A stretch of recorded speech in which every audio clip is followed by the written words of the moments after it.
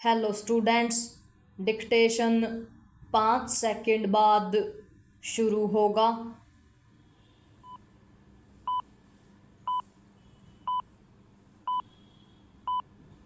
Start.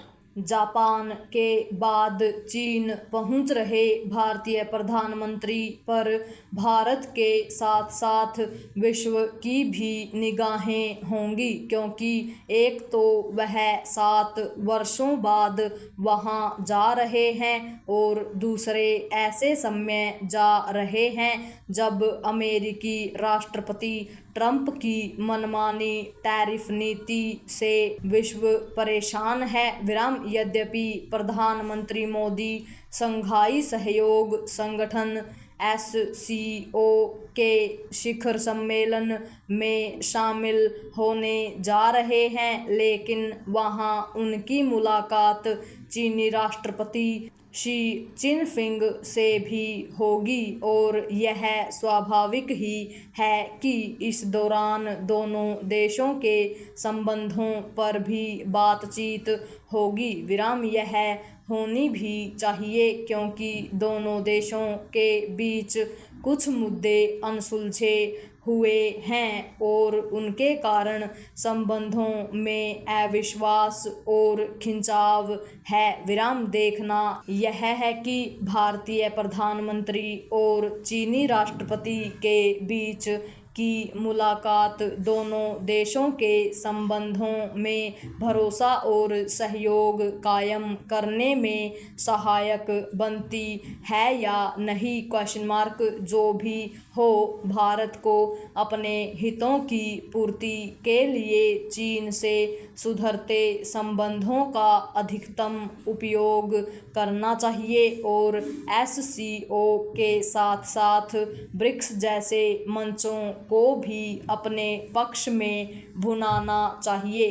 यह इसलिए आवश्यक है क्योंकि अमेरिकी राष्ट्रपति ट्रंप ने भारत को निशाने पर ले रखा है। वैसे तो चीन भी उनके निशाने पर है, लेकिन भारत के खिलाफ उनकी निगाह कुछ ज़्यादा ही टेढ़ी है। यह मानने के अच्छे भले कारण हैं कि ट्रंप की बेतुकी टैरिफ नीति के कारण ही चीन ने भारत से संबंध सुधारना बेहतर समझा। समय की मांग को देखते हुए भारत ने भी ऐसा ही करना उचित समझा। भारत के लिए तेज गति से विकास अनिवार्य है। भारत की सर्वोच्च प्राथमिकता तीव्र विकास और जितनी जल्दी संभव हो चीन के बराबर खड़ा होने की कोशिश होनी चाहिए। इससे ही देश वास्तविक महाशक्ति बनेगा। चूंकि चीन के साथ दशकों से अनसुलझे मुद्दे रातों रात नहीं हल होने वाले, इसलिए भारत की कोशिश यही होनी चाहिए कि वह तेज विकास और विशेष रूप से मैन्युफैक्चरिंग में समर्थ बनने में चीन से सीख ले।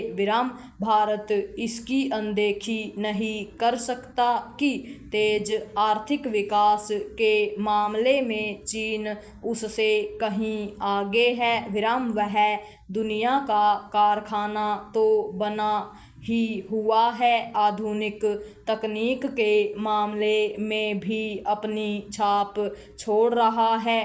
कुछ मामलों में तो वह अमेरिका को भी चुनौती दे रहा है। इसी कारण अमेरिकी राष्ट्रपति टैरिफ मामले में चीन के प्रति अपेक्षाकृत नरमी दिखाने को विवश हैं। यह ठीक है कि चीन अधिनायकवादी व्यवस्था वाला देश है, लेकिन विकास के मामले में भारत उसके कुछ तौर तरीकों को तो अपना ही सकता है। अपने द्रुत आर्थिक विकास के लिए भारत को चीन ही नहीं, विश्व के अन्य देशों के श्रेष्ठ उदाहरणों का अनुकरण करने में संकोच नहीं करना चाहिए।